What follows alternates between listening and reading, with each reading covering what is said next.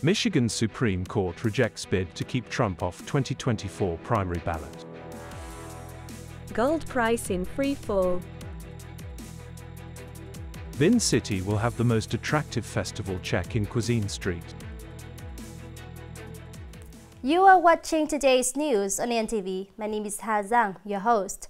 The Michigan Supreme Court has blocked a force to remove former President Donner from the Republican presidential primary ballot.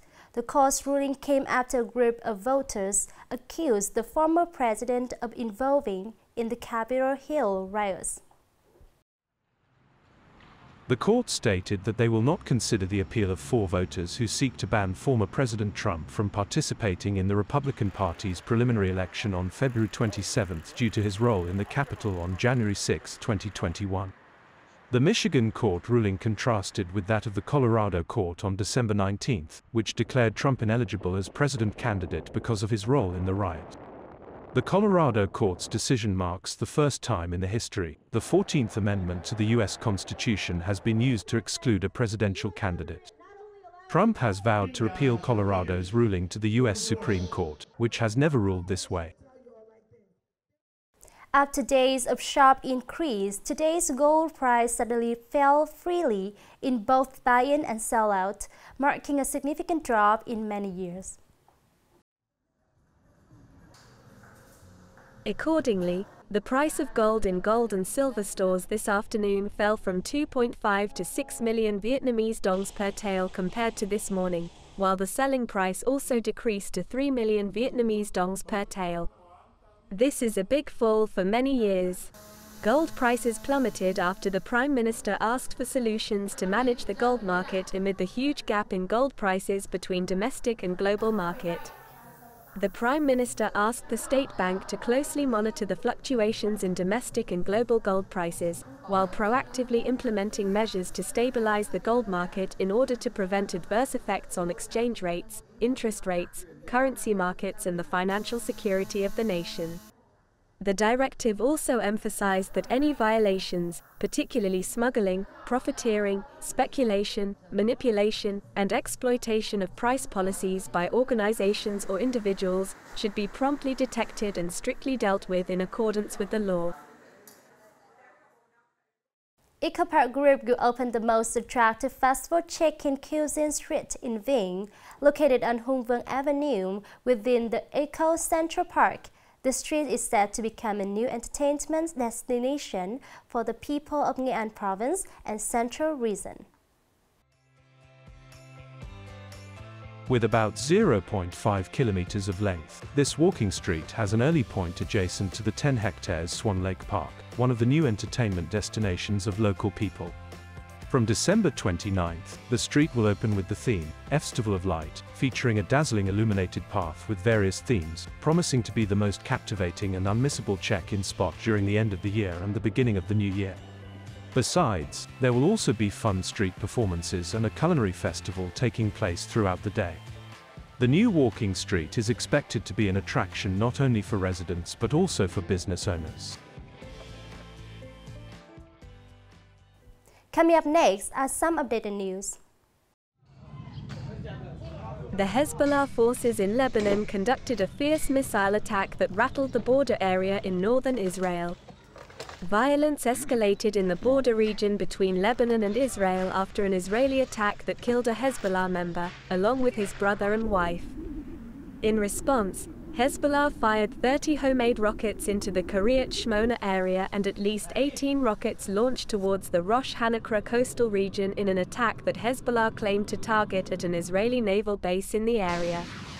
Israel's air defense system Iron Dome has intercepted a number of missiles. Some have fired at cities, damaging residential buildings and infrastructure. 20,000 Israelis have been evacuated.